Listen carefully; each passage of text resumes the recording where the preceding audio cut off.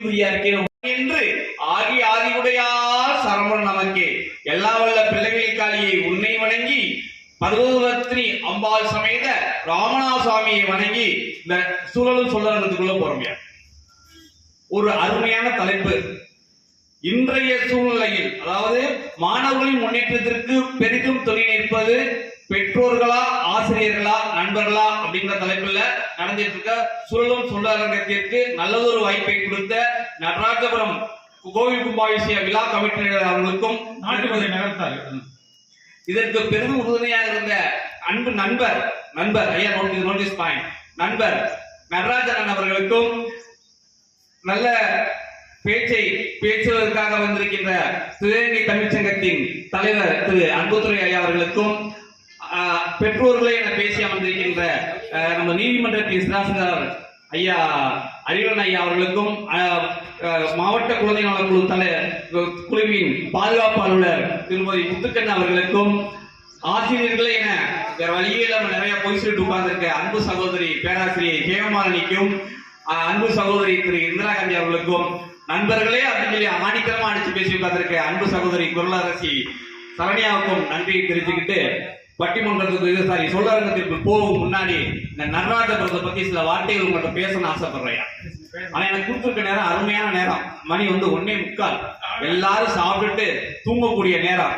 சேர்ந்த நிறைய இருக்கு. ஆனா எனக்கு ஒரு நம்பிக்கை, பர்வதவர்த்தினி ராமநாத சுவாமி கேட்டா போதுங்கிற நம்பிக்கை எல்லாரும் அங்கங்கே இருந்து கேட்டுக்கிட்டு இருக்காங்க. மிக்க மகிழ்ச்சியா. அதாவது சுமார் ஒரு 1905ஆம் ஆண்டு இங்கு சிவலிங்கம் வைக்கப்படுகிறது. எப்படி வைக்கிறாங்க அப்படின்னா, ஒரு முனிவர் சொல்றாரு இந்த இடத்துல ஒரு சிவலிங்கம் வைங்க அப்படின்னு சொல்றாங்க. அதுக்கு முன்னாடி இந்த நடராஜபுரங்கிற ஊரை தவத்திரு கோவிலூர் ஆதினகர்த்தர் ஸ்ரீலஸ்ரீ வீரப்ப சுவாமிகள் அவர்கள் வழிகாட்டுறதுபடி இந்த கிராமத்துல நகரத்தார் முதல் குடியேறாங்க. அந்த ஊருக்கு நடராஜபுரம் அப்படின்னு சொல்லிட்டு புலவர் ஆலங்குடியார் அப்படிங்கிறவர் நடராஜபுரம் ஈஸ்வரன் நினைச்சு நடராஜபுரம் அப்படின்னு பேர் வைக்கிறாங்க. முதல்ல 1905 சின்ன சிவாலயமாக இங்கு சிவன் இருக்கிறார். இங்கு ஒரு பேர் விசேஷம், ரொம்ப விசேஷம் என்னன்னா பர்வதவர்த்தினி அம்பாள் சமேத ராமநாத சுவாமி அப்படின்னு சொல்லிட்டு. ஏன் அப்படின்னா இங்க ஒரு முனிவர் சொல்றாரு, நீங்க ராமேஸ்வரம் போயிட்டு வாங்க, உங்களுக்கு தேவையான லிங்கம் அங்கு கிடைக்குங்கிறாங்க. ராமேஸ்வரத்திலிருந்து கொண்டு வைக்கப்பட்ட சிவலிங்கம் தான் இந்த ராமநாத சுவாமி. அப்புறம் பர்வதவர்த்தினி அம்பாளை இங்க பிரதிஷ்டை பண்றாங்க. 1922, 1979, 2005 அப்படின்னு சொல்லிட்டு அந்த வருஷங்கள் கும்பாபிஷேகம் நடத்திருக்காங்க. இப்ப 2024 நகரத்தார் பெருமக்களின் பெரும் முயற்சியால் ராஜகோபுரம் கட்டப்பட்டு இப்ப கும்பாபிஷேகம் நடத்தப்படுவது. சுமார் 121 வருஷம் ஆச்சு இந்த கோவில் கட்டப்பட்ட வரலாறுயா. இதுல ரொம்ப விசேஷம் என்னன்னா, பொதுவா குளம் சிவனுக்கு எய்த்தாம இருக்காது. எந்த ஒரு குளமா இருந்தாலும் சிவனுக்கு ஏற்ற மாதிரி வச்சுக்கிற மாட்டாங்க, தள்ளி இருக்கும். ஆனால் இங்கு மட்டுமே சிவனுக்கு முதல் முகப்பில் குளம் இருக்கிறது. சிவனின் பார்வை குளத்தில் இருக்கிறது. குளத்துல குளிச்சு முடிச்சுட்டு போனாலே உங்களுடைய பாவங்கள் அனைத்தும் நீங்கும்.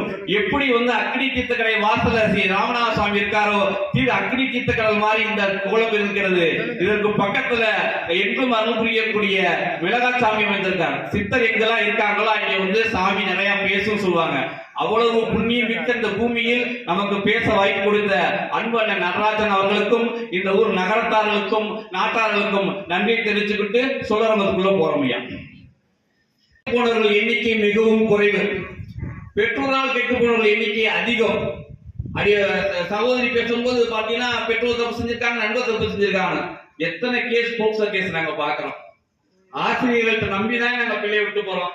சொல்லுங்க, அந்த செஞ்ச தப்பையும் அவர்களுடைய நண்பர்கள் சுட்டி காட்டி, என் நண்பர்களுக்கு இந்த பிரச்சனை வந்துச்சு, எனது தோழிக்கு இந்த பிரச்சனை வந்துச்சு அப்படின்னு சொல்லிட்டு நல்வழிப்படுத்தி செஞ்ச தப்பெல்லாம் மறந்துரு, நல்லா படின்னு சொல்லி ஊக்கப்படுத்தி கொண்டு வர்றது யாரு? நண்பர்கள் தான்.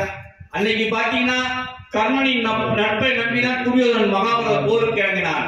ஆனால் பாண்டவர்கள் கிருஷ்ணனின் நட்பை நம்பிதான் போரில் வெற்றி பெற்றார்கள். ராமனின் நட்பு எங்க ஆரம்பிக்கிறதுனா குகன்ட்டு ஆரம்பிக்குது.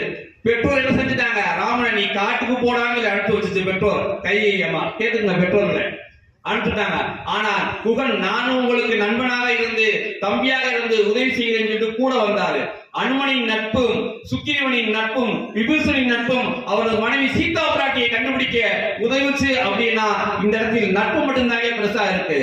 அவர் இன்னும் இந்திரா காந்தி அம்மா சொல்லும்போது ஒரு வார்த்தை சொன்னாங்க, கருவறையில் 10 மாசம் மட்டும்தான் நீங்கள் சுமரிக்கிறீர்கள், நாங்கள் 12 15 வருஷம் வகுப்பறையில் பார்க்கிறோம் சொல்றீங்க. ஆனா பிறப்புல இருந்து எப்ப அந்த குழந்தைக்கு விவரம் தெரிஞ்சுச்சோ சாகர வரைக்கும் நட்பு இருக்குமையா. ஆசிரியர்கள் மாறிடுவார்கள், பெற்றோர் ஒரு ஸ்டேஜுக்கு மேல இருக்க மாட்டாங்க. ஆனா நட்பு எல்லா சூழ்நிலையும் வரும். பள்ளிக்கூடத்துல படிக்கும் போது இருக்கும், வேலை பார்க்கிற இடத்துலயும் இருக்கும். எத்தனை நண்பர்கள் தான் வேலை பார்க்கிற இடத்தில் நம் நண்பர்களுக்காக வா நண்பா இங்க வேலை இருக்கு வாங்கி கூட்டிட்டு போலையா. வெளிநாட்டுல இவ்வளவு இளைஞர்கள் வெளிநாட்டு வேலை பார்க்கிறாங்க, அதுக்கு யார் காரணம்? நண்பர்கள் தான் காரணம், பெற்றோர் கிடையாது. சில நேரங்களில் வெளிப்படிப்பு படிக்க போகும்போது தனது மகளையோ கொண்டு போய் வேற ஹாஸ்டல்ல சேர்க்கும் போது வேற கல்லூரி சேர்க்கும் போது யார்கிட்ட முத கேட்பாங்க, அங்க படிக்கிற பிள்ளைகிட்ட கேட்பாங்க, ஏப்பா நல்ல காலேஜா, நல்ல ஸ்கூலா, நல்ல ஹாஸ்டலா, என் பிள்ளைய பாத்துக்க. யாரை நம்பி விட்டுட்டு போறாங்க? பெற்றோர்கள் தனது நண்பர்களை நம்பி விட்டு போறாங்க. நல்ல டீச்சரா கேட்க மாட்டாங்க. நல்ல டீச்சர் எப்படின்னா, எந்த டீச்சர் நண்பனாக இருந்த குழந்தைக்கு சொல்லிக் கொடுக்கிறார்களோ அவர்கள் மட்டுமே நல்ல டீச்சர். நல்லாசிரியர் கண்ணப்பனையா இருந்தார்னா அவர் நண்பனாக இருந்து சொல்லிக் கொடுத்ததுனால, கம்ப வச்சு அடிச்சு விரட்டிட்டு இருந்தார்னா நல்லாசிரியராக இருந்திருக்க மாட்டார். நல்லாசிரியர் எப்படி இருந்தாரு? நண்பனா வந்து குழந்தைகளை பேசி அணைச்சு அரவணைச்சு கூட்டிட்டு போனதால என்ன செஞ்சுச்சு, அவர்கள் நல்ல நிலைமைக்கு வந்திருக்கிறார்கள் அப்படிங்கிறது மறந்துடக்கூடாது. எந்த பெற்றோர்கள் குழந்தைகளுக்கு நண்பர்களாக இருக்கிறார்களோ அவர்கள் மட்டுமே வெற்றி பெற்ற பெற்றோர்களாக மாற முடியுமையா. பெற்றோர்கிட்ட சொல்ல முடியாத விஷயம், அம்மா அப்பாட்ட சொல்ல முடியாத விஷயம், அக்கா தங்கச்சிட்டு சொல்ல முடியாத விஷயம், அண்ணன் தம்பிட்ட சொல்ல முடியாத விஷயம், ஆசிரியர்களிடம் சொல்ல முடியாத விஷயங்கள் அனைத்தையும் தனது நண்பர்களிடம் சொல்வார்களையா. அதாய நட்புங்கிறது. நட்பு எந்த சூழ்நிலையும் என்ன செய்யாது, தனது நட்பை காட்டி கொடுக்கவே கொடுக்காது. கொண்டு வந்தால் தந்தை, பொருள் கொண்டு வந்தாலும் வராவிட்டாலும் தாய், சீர் கொண்டு வந்தால் தங்கை, கொலையும் செய்வாள் பத்தினி, ஆனால் உயிர் காப்பான் தோழை என்றுதான் சொல்லியிருக்காங்க. அதை விட அபிராமி அபிராமி பட்டவர் என்ன சொல்றாரு அப்படின்னா, கலையாத கல்வியும் குறையாத வயதும் கபடு வாராத நட்பும் அடிக்கிற 3வது வார்த்தை சொல்றாரு. நட்பு தான் வேணும் அப்படின்னு சொல்றாரு. கபடு வாராத நட்பு, அந்த நட்பு இருந்தால் நான் மிகவும் உயர்வாக போவேன் சொல்லிட்டு அம்பாத வேண்டாரு. நல்ல நண்பனை கூட நல்ல நட்பை கூட கேட்கிறாரு. ஏன்னா பெற்றோர் உடன்பிறந்தவர்கள் எல்லாம் இயற்கையில் வந்து விடுவார்கள், மனைவி கூட அமைஞ்சிரும். ஆனா நட்புங்கிறது தனது மனதை ஒத்த நட்பு. மனதை ஒத்த மனைவி அமைவான்னு சொல்ல முடியாது, என் மனசுக்கு பிடிச்ச வாத்தியார் அமையான்னு சொல்ல முடியாது, எனக்கு மனசுக்கு பிடிச்ச எங்க அப்பா அம்மா இருந்தான்னு சொல்ல முடியாது, எனக்கு மனதுக்கு பிடித்த நண்பன் இருந்தாமல் சொல்ல முடியும். நான் செய்தது தப்பா சரியா யார்கிட்ட கேட்பேன்? நண்பன் கேட்பேன். நண்பா நான் தெரியாம தவறு செஞ்சுட்டேன், இது சரியா தப்பான்னு எனக்கு தெரியல, இதை சரிப்படுத்தி கூறான்னு யார்கிட்ட கேட்பேன்? நண்பன் கேட்பேன். இதே பெற்றோர் அப்படியே ஒரு தாத்தின் புத்தி. நல்ல விஷயம் தான் மட்டும் அவங்க அம்மா புத்தி, அவங்க தங்கச்சி புத்தி. கெட்ட விஷயம்னா அப்பன் புத்தி, தாத்தின் புத்தி. ஆசிரியர்கள் என்ன செய்வார்கள், நீ உன்னத்துக்கு லாயக்கல, உன்னத்துக்கு விளங்க மாட்டாது, அந்த பையனா பாரு இந்த பையனா பாருங்க சொல்லி கம்பாரிசன் கொடுப்பீங்க ஆசிரியர்கள் பெற்றோர்கள். அந்த அன்பை சொல்ல முடியாது, சதாமாப்ல சரண்வா பாத்துக்குருவோம், நான் இருக்கேன்டா உனக்கு அப்படின்னு சொல்லிட்டு எத்தனை குழந்தைகள் இருக்காங்க, எத்தனை நண்பர்கள் இருக்காங்க. தனது நண்பன் சாப்பிடவில்லை என்பதற்காக நான் கூட சாப்பிடுறேன் சொல்லி பொய் சொல்லி வீட்டுல சாப்பாடு கட்டி கொண்டு வந்து தனது நண்பர்கள் கொடுக்குற சாப்பாடு கொடுக்குற எத்தனை குழந்தைகள் நம்ம பார்க்கிறோம்.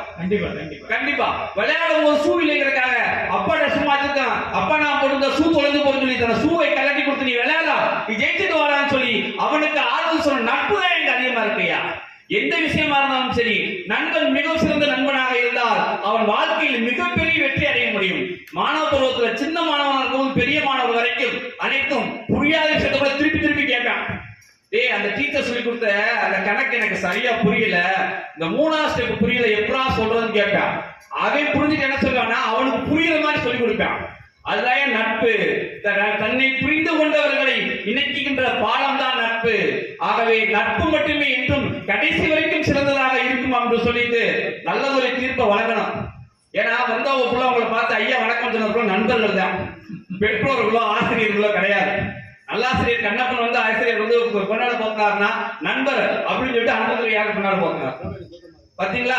அப்ப நட்பு மட்டும்தான் எங்கேயுமே நல்லபடியா இருக்குன்னு சொல்லிட்டு நல்லது தீர்ப்பு அன்புடன் கேட்டுக்கொண்டு இத்துறை நிறைவு. வணக்கம்.